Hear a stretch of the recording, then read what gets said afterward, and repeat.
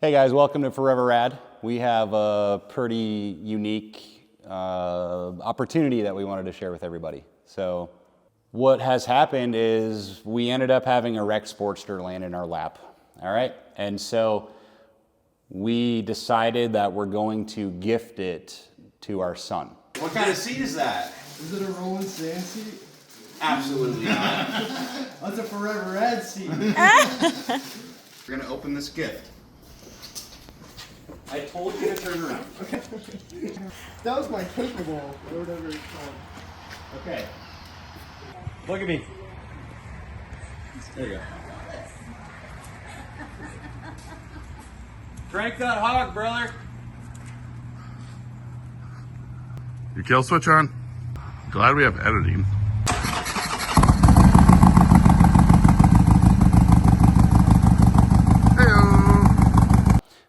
Our son just turned 18. He's been riding on the street for about 6 months, and he's already ready for a Sportster or a Dyna or something with a V-twin engine in it. He's ready to step it up from a Honda Grom, basically. So we got this thing, and we basically said, hey, if you want to get into a bigger motorcycle, you're going to have to learn how to work on it. And basically, I said, if you want to learn how to do that, I'll teach you. So here we are. So him and I have been working on this, and we've got the whole bike pretty much finished up, minus the paint. And the seat's got some damage on it still. But basically, what we're going to do is bring him in and have him discuss what he's learned and kind of the passion behind this kind of stuff and why we do what we do, and show you how it can be like a family kind of thing. And this is just kind of the intro to that, to say, here's what we're doing, here's where we're headed, and just kind of discuss like the thoughts about it. So how do you feel about this whole situation with our oldest child becoming an adult and riding his own motorcycle that we're going to give him for Christmas, by the way? And sorry, he also doesn't know that he's being given this. He thinks he's just going to learn how to work on a bike. Right. But he's actually working on his own bike. So that's the element of surprise here. Mm-hmm. So what are your thoughts? How's the journey been so far? From my perspective, completely nerve-wracking, but I think that's the mom in me. But I couldn't ask for somebody better to teach him, not only how to work on it, but also how to properly handle it and ride it. So I'm excited to see where the end of the venture goes. I'm excited to see his reaction. And then I'll be scared again the first time he leaves the driveway. So. Were you scared the first time I left the driveway? Yeah. Well, I think I was 7 months pregnant. Of course I was scared. Yeah, perfect time to buy your first motorcycle. Mm-hmm. Yeah. Well, anyways, I guess what I'm looking for is like, you didn't ever care about motorcycles, and then I didn't grow up around them. Yeah, and then you met me, and so now that's probably the one thing that really helps keep us together with all the traveling that we do on motorcycles together. So like, to see I wouldn't call it like legacy, but to see the passion for the art of it, the beauty of it, the building and maturing through from his tiny little Honda Grom to this, watching you grow in it, now getting to watch him grow in it is, it's a very gratifying time, I think, so. I mean, who knows, maybe someday this will be his place. Oof. We're not that old yet. Right. Well, speak for yourself. So I'm just kidding, sweetheart. We're gonna show you a little bit about kind of what we did to this bike, and hope to have a decent finished video with kind of a reaction of the surprise and how the whole thing went. It's been a big top secret thing, and it's been very difficult to keep it under wraps. Very. And when it's finished up, we'll be able to let him kind of decide on how he wants to paint it and what color, if it's getting graphics, etc. But of course, we're going to make him do all that himself too, because Of course. here we handle a lot of body and paint stuff around here as well. So what better opportunity? He will have put his hands on every inch of this bike, and it will be his. So Make him appreciate it that much more. yeah. So anyways, let's cut to that, and hope you enjoy.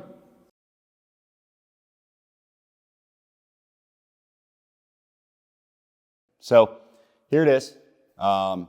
We got it to the halfway point of we're ready to do the tins, paint it, maybe coat the wheels, just kind of give it a little bit of a new identity. But I took this as an opportunity that kind of landed in my lap, and I wanted to do something kind of special with it. So this is my son. This is Riley. Say hi. Nice to meet you guys. Better known as Depot. Yeah, we call him Depot. It's a long, funny story.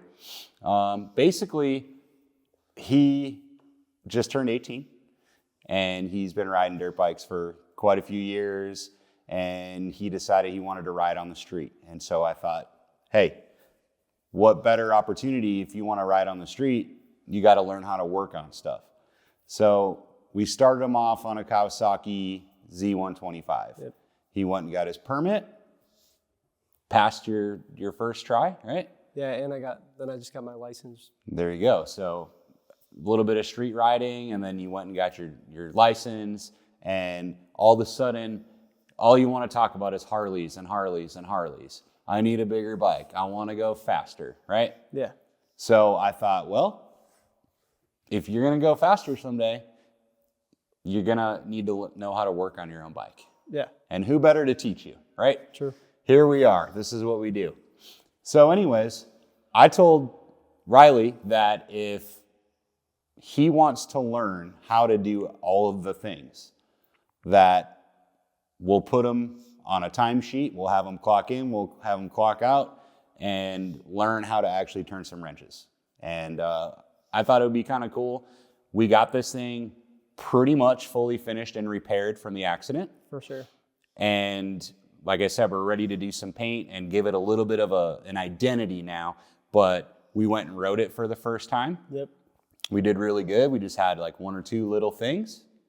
And we got those addressed, and we're ready to keep moving forward. Mm-hmm. So I thought it'd be cool to just talk about how the bike came in, what we've done, most importantly, what you've learned. True. And then maybe talk about what it felt like after all of that to actually ride it, which you got to do a little bit. Yeah. Your first time riding a Harley Davidson. Yeah, it felt rewarding even though it wasn't my bike. All right. So when the bike showed up, how bad was it? Because it was put in a ditch, right? Yeah, I mean, it was pretty destroyed. None of the hand controls worked. We couldn't even see if it started. The whole entire right side was thrashed. He rode it up and down the driveway somehow. I don't know how. I wasn't there for it, but it had no right foot peg on it. No brakes at all, I don't think. Handlebars were bent up. Yeah. They were hitting the gas tank. What was it when we tried to start it up? We had nothing at the switch. Yeah, nothing, no lights, no nothing. And then what did that turn into? It turned into learning how to solder and extend wires. Yeah. How many wires did we extend on this? I'd probably say 15, 20. Yeah, I'd say probably closer to 30, maybe 40. I don't think it was that many. Well, with the turn signals and the hand controls and all the wiring. I wasn't here for the turn signals, Matt did. Yeah. Long story short, you learned how to solder. True. You learned a lot about torque values. What else did you learn? I don't know. I learned a lot. What about some of the specifics, like how to put an air filter on a bike? Yeah, I got talked to real well about putting it on wrong and not going through the star pattern on everything you can. Got on to me about that one time, but we persevered and got through that one, so I know how to put on air filters. By yourself? Yeah. You think so? Yeah, even though instructions suck on them. I guess we'll have to find out in the future. Okay, deal. But you learn how to do the fluids. Yep. How to do oil change. Yep. Setting primary chain tension. Yeah, all the cables, clutch cable, throttle cable. Learned how to, everything with the bars. I never realized how risers went on and how important Loctite is. Because I mean, if he wasn't here and I was putting this bike together by myself, I definitely wouldn't have put Loctite on a lot of the bolts that he had me put Loctite on. Right, and then a week later, you'd have bolts falling out all over the place. Yeah, my bars would fall off going down the highway. Which would be bad. Yeah, I'd probably crash. Yep. Brakes, you got to learn how to build brake lines. Yep, build the brake lines, then we bled them, which I had an idea of, but doing it myself really got me through the full learning process. So I think I could do them. Like one more quick talk through, and I got them now. There you go. Plus, we got to do a little bit of sheet metal work. We chopped the fenders, shortened those, did some custom taillights. I'd say the biggest thing I think I learned was how to cut bolts. True. If you don't have the right length, you can cut a bolt, right? Yeah, which I didn't know that you cut bolts as much as you did. So every single day at the shop. So maybe you got your new full-time job, professional bolt cutter. That's a pretty lame job. Well, you're learning how to do it and you're getting pretty good at it. Yeah. So that's the takeaway. You know, you're 18 years old now and 3 days left of high school. Yeah, you're going to graduate this week and you got Christmas coming up. And then after that, your whole world starts over as a young man. Yeah. So I just know that you're going to end up riding motorcycles. It's inevitable. Yeah. Hopefully we can do some road trips and stuff in the future and share some good experiences. And I can teach you even more outside of motorcycles. We could go see the world and do stuff together like that. Yeah. And I thought it would be a cool opportunity to show you what it takes to be able to create something and then feel the reward of seeing a finished product, right? Yeah. So it's been a really fun thing. How did it feel to ride a Harley for the first time? It felt, getting out of a stead still was scary at first. I was definitely shaking in my boots, but then I got around the first corner and I felt fine. Like he said, as soon as you get above, what'd you say, 3 miles an hour, it feels just like the Z, and he was right. So yeah, the bike rides itself. Yeah, no. And the motor, right? Yeah, I stabbed it a couple times, got my adrenaline pumping. So I think I did one full lap and just passed him, and I kept riding, and I just said, I need one, and then did another lap. So right. How did it feel giving it wide open throttle on this pumped up 1200 here? I don't know. I thought that it would feel more like it's going to suck me back off the seat, but it really didn't. It just, I don't know. I feel like I have enough common sense with riding that it felt okay. And I thought it'd be scary, but it was just fun. So right on. Well, you know, you watched me in the shop for 18 years now, and you know that motorcycles that's the life that we live here at Forever Rad. You know, so this is one way to keep us connected forever by riding motorcycles, learning how to wrench on them, knowing how to work on your own stuff, you know, and then passing that torch to your little brother and all that good stuff. So it's been a fun time doing it with you, and I'm glad that you took the time and you were willing to learn. Mm-hmm.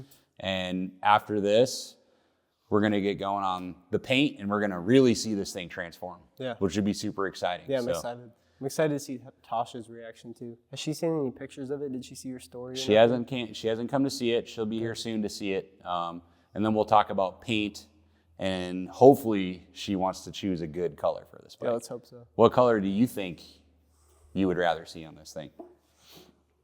Now that we did a bunch of powder coating and coated the pegs and the risers, and we went pretty neutral with the black. I think the whole bike minus the tins is clean enough to where she could go with one simple color and it'd look good, or she could go with a crazy paint job, and that would be the only thing that stood out, so it'd still look good. Mm-hmm. If it was my bike, I think I'd rather go for something simple, like no more than 2 colors, probably like a blue.